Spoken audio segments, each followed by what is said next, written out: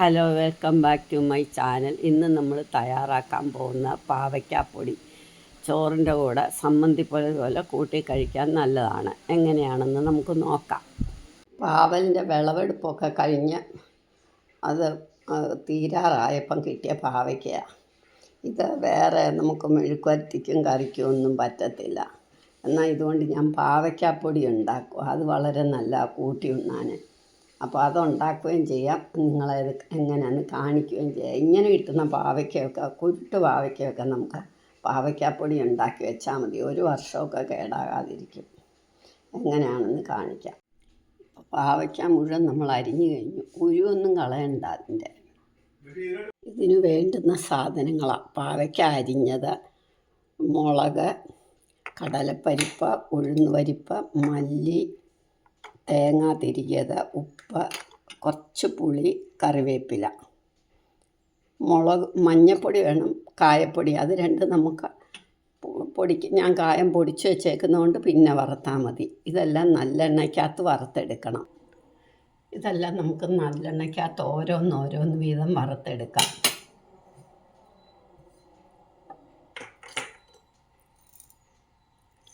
ഞാൻ ഇത്രയും പാവയ്ക്കയല്ലേ ഉള്ളൂ, അതുകൊണ്ട് ഓരോ ടേബിൾ സ്പൂൺ വീതമാണ് ഉഴുന്നുപരിപ്പും കടലപ്പരിപ്പും എടുത്തിരിക്കുന്നത്.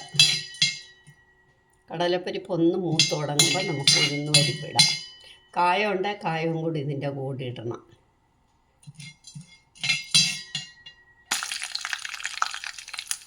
ഇനി നമുക്ക് ഉഴുന്നുപരിപ്പും ഇടാം.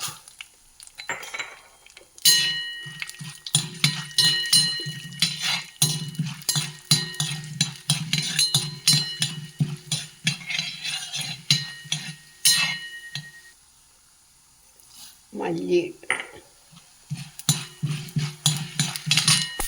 തേങ്ങായും കൂടെ ഇട്ടേക്കാം. ചിലവർ ജീരകം ഇടും. ഇത് അമ്മയൊന്നും ജീരകം ഇടാറില്ല, അതുകൊണ്ട് ഞാനും ഇടുന്നില്ല. ഇനി നമുക്ക് കറിവേപ്പിലയും ഇടാം. സ്റ്റൗ ഓഫാക്കി ഇതെല്ലാം ഇനി എടുക്കാം. ഇത് കഴിഞ്ഞിട്ട് വേണം പാവയ്ക്ക ഇടാൻ.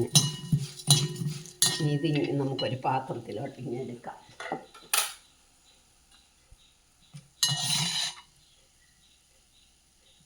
എണ്ണ അങ്ങ് ഊറ്റി ഇതുപോലെ ആക്കിയിട്ടെടുക്കണം. ആ എണ്ണ മതി പാവയ്ക്ക വറക്കാൻ. മുളകിടണം, അത് പാവയ്ക്ക വറന്ന് വരുമ്പം മതി. അല്ല, ഇതിൻ്റെ കൂടെ ഇട്ടാലും തെറ്റില്ല.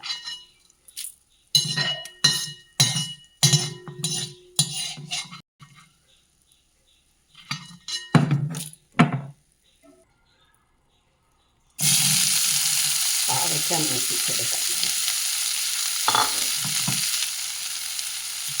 പാവയ്ക്ക മൂത്ത് വരുമ്പോൾ നമുക്ക് മുളക് കൂടി ഇടണം. ഇതിലൂടെ എണ്ണ ഒഴിച്ച് മുളകും ഇടണം, പുളിയും ഇടണം. പുളിനൊന്ന് വഴന്നാൽ മതി. ഇത് നന്നായിട്ട് മൂക്കണം. പുളിയൊന്ന് മൂത്താൽ മതി. ഇത് നന്നായിട്ട് മൂക്കണം.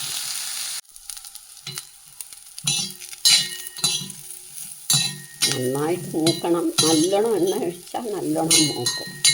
ഞാൻ ഒരുപാട് എണ്ണ ഒഴിക്കുന്നില്ല. എണ്ണ വറുത്ത് കോരിയാലും മതി.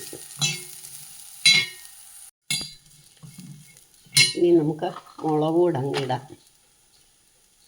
മുളക് ഒന്നും കൂടെ മൂക്കണം. പുളി അത് വേണ്ട, ഇട്ട് ചൂടോടെ എടുത്താൽ മതി. മുളക് മൂക്കുമ്പോൾ ഇങ്ങനെ വലുതായിട്ടങ്ങാകും. ഇനിയും പുളിയും കൂടി ഇട്ട് വേണം.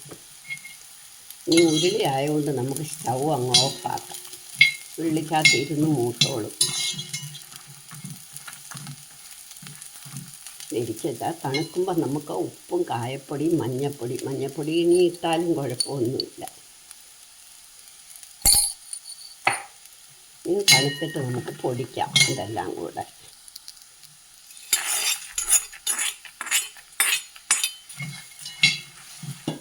ഇരിക്കട്ടെല്ലാം കൂടെ ഒന്നിച്ചിട്ടാണ്. ഇനി തണുക്കുമ്പോൾ നമുക്ക് പൊടിച്ചെടുക്കാം. ഇതിപ്പോൾ തണുത്തു. നമുക്ക് മിക്സിയിലോട്ട് ഇട്ട് പൊടിക്കാം. പൊടിക്കുമ്പോൾ ഉപ്പും കൂടി ഇടണം. പാകത്തിന് ഉപ്പും കൂടി ഇട്ടിട്ട് നമുക്ക് പൊടിക്കാം.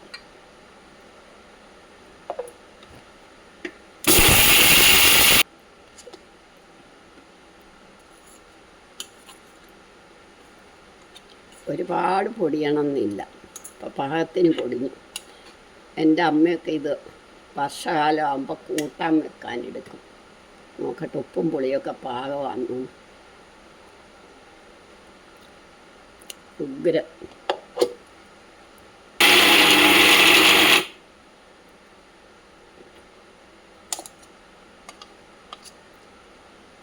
അപ്പോൾ ഇത് നല്ല പാകമായി.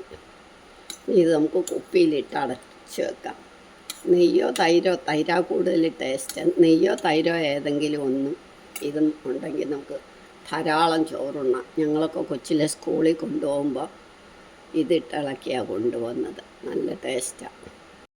നമ്മളുടെ പാവയ്ക്കാപ്പൊടി, പഴയ കാലത്തെ പാവയ്ക്കാപ്പൊടി റെഡിയായി. നിങ്ങളെല്ലാവരും ഇതൊന്ന് ട്രൈ ചെയ്ത് നോക്കണം. ഇതുണ്ടാക്കി വെച്ചാൽ നമുക്ക് ചോറ് കൊണ്ടുപോകാൻ നല്ലതാണ്. വർഷക്കാലം ആകുമ്പം എളുപ്പമുണ്ട്, കൂട്ടാൻ വെക്കാം. എൻ്റെ അമ്മയൊക്കെ ഇത് നന്നായിട്ട് ഇതിൽ നിന്ന് കുറച്ച് പൊടിയെടുത്ത് നന്നായിട്ട് അരച്ച് കൂട്ടാൻ വെക്കും വയ്യാന്ന് തോന്നുന്ന ദിവസം.